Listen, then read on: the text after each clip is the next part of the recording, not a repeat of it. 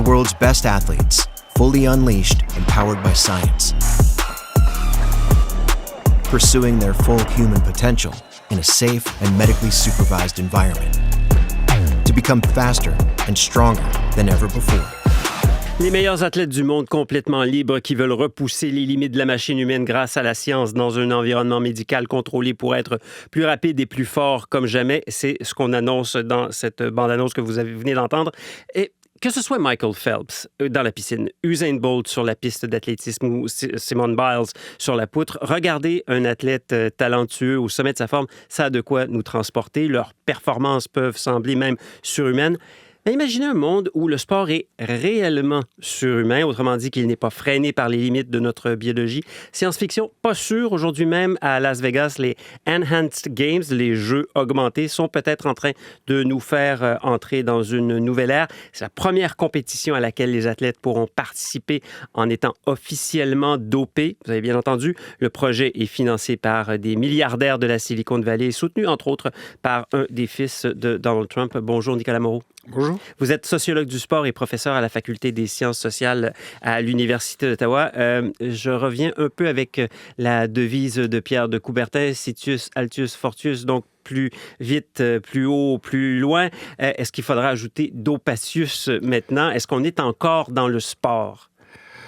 Théoriquement, on est plus dans le sport à partir du moment où, en fait, on prend une substance qui modifie biologiquement notre corps, puisque dans la définition, normalement, du sport, toute cette pratique-là est interdite. Même si, quand on regarde l'histoire, premièrement, le dopage a toujours existé. C'est pour ça qu'on a toujours essayé de contrôler les athlètes. Qu'au départ, l'entraînement était une forme de dopage et qu'il faut aussi définir, et ça va être important de le faire, ce qu'on entend par dopage, parce qu'il existe aujourd'hui du dopage technologique avec les nouvelles chaussures carbone, par exemple, qui sont extrêmement contrôlées. On a parlé en vélo du dopage mécanique. Donc là, on parle du dopage uniquement en tant que prise de médicaments.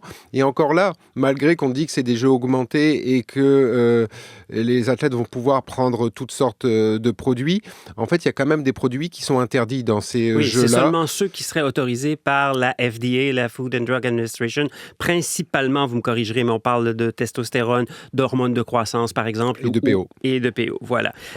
Il y aura aussi un suivi médical poussé, nous dit-on. Mais est-ce que ça entraîne nécessairement une minimisation des risques? En fait, ça repose un peu sur le principe de la réduction des méfaits. C'est exactement ça quand on fait, par exemple, je suis professeur en travail social, on va avoir par rapport aux personnes consommatrices, on va avoir une approche qui vont dire, finalement, les gens consomment et on essaye de minimiser les risques suite à leur consommation. On a cette approche-là. C'est une approche qui a été aussi évoquée, je ne sais pas si vous vous rappelez, il y a quelques années, avec l'affaire Festina en cyclisme. Bien sûr. Donc, pour faire une histoire courte, cette équipe, le Willy Woods, qui à l'époque le soigneur, se fait prendre avec dans sa valise à la frontière franco-belge, avec sa valise remplie d'ampoules de PO. Et finalement, donc il y a un débat là-dessus, et le médecin de l'époque, le médecin et le directeur Bruno Roussel de l'équipe dit « Écoutez, tout le monde se dope, c'est un secret de polichinelle. Nous, ce qu'on a fait, c'est qu'on a noté ça dans des cahiers et on a essayé de minimiser le risque pour les athlètes. » Donc, c'était son argument de défense. Et j'ai l'impression que c'est un peu l'argument qui est repris ici pour dire il y a des gens qui se dopent et d'autres qui ne se dopent pas. Donc, le principe qui est un des principes fondateurs en sport de l'idéal démocratique, à savoir que tout le monde doit partir égal sur la même ligne, il n'est pas respecté. Alors, au lieu de jouer les hypocrites, nous, on va y aller, on va légitimer le dopage, au moins comme ça. Premièrement, tout le monde va être égal. Et deuxièmement, on va pouvoir tester et voir jusqu'où le corps humain peut aller en étant augmenté. Ce qui, à mon avis, est une erreur, parce que l'idéal démocratique, il n'est pas non plus respecté, parce que, premièrement, tout le monde n'a pas accès aux mêmes substances chimiques et les conséquences à très long terme de cette prise de médicaments-là. Là, vous touchez un point qui est vraiment très important, parce qu'on peut assurer On peut assurer un suivi médical en ce qui concerne le court terme, mais est-ce qu'on a vraiment des études randomisées sur les effets à long terme que peuvent avoir ces substances sur le système hépatique ou sur le système endocrinien? Non, parce que par définition, les gens, ceux qui se dopent et qui ne sont pas fait prendre ne vont pas le crier sur les toits. Donc on a un certain nombre de sportifs qui meurent subitement, on le sait, mais les causes sont jamais vraiment connues. Donc non, on ne sait pas on ne sait pas quelles sont les conséquences. Les suivis sont là, ils sont annoncés pour 3 à 5 ans, mais à 10, 15, 20 ans, c'est très difficile. Et en plus, le sport de haut niveau, en fait, avec le nombre de kilométrages, par exemple, pour un cycliste ou pour un coureur, etc., où l'intensité des entraînements fait que un sportif de haut niveau n'a pas une espérance de vie plus longue que l'individu lambda. C'est pour que le sport soit bon pour la santé, il faut être pratiqué modérément. Vous avez des recommandations de l'OMS sur 3 fois 30 minutes, etc., séance de musculation. Mais le dépassement de soi à l'extrême, comme peuvent l'être le sport de haut niveau, n'est pas bon pour la santé. Donc, si vous rajoutez en plus de ça le dopage, c'est un cocktail qui peut être extrêmement dangereux. Et on peut se demander aussi si ces athlètes ont vraiment donné un consentement libre et éclairé, compte tenu du fait qu'on ignore ce qui pourra se passer dans le futur. Mais j'aimerais vous emmener néanmoins ailleurs sur les bourses qui ont été promises à ces athlètes pour les convaincre de participer. Il faut le rappeler, c'est 250 000 $ pour ceux qui arriveront premiers, 125 000 pour les deuxièmes places. Et si d'aventure un record du monde devait être battu dans le cadre de ces compétitions, $1 million. Colombic, proud world record! 24 record! New world record!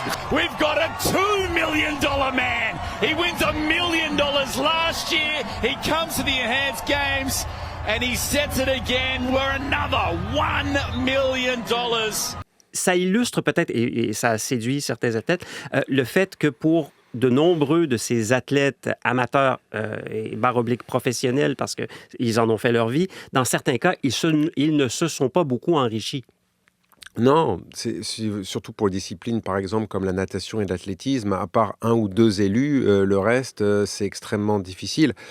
Pour avoir passé une partie de l'hiver en Europe et d'avoir discuté avec beaucoup d'athlètes olympiques dans le cadre des JO de Milan, j'étais vraiment frappé par la précarité économique de ces athlètes-là. Donc, c'est sûr. Et en plus, donc il y a vraiment une précarité économique qui est ensuite une carrière qui est très courte. C'est de 3 à 5 ans en général, par exemple pour le vélo. Pour l'athlétisme, c'est pareil. Donc, ils sont pas beaucoup aidés. Donc c'est extrêmement difficile. Et les commandites vont aider les athlètes qui performent par définition. Donc, en fait, vous avez tout pour finalement avoir un risque de dopage. Ce qu'il faudrait, c'est avoir des contrats à long terme qui ne soient pas uniquement sur les performances. C'est comme ça qu'on va arriver un peu à éradiquer le dopage. Je trouve que ces jeux-là nous questionnent sur notre rapport au sport. C'est-à-dire que quel sport on veut.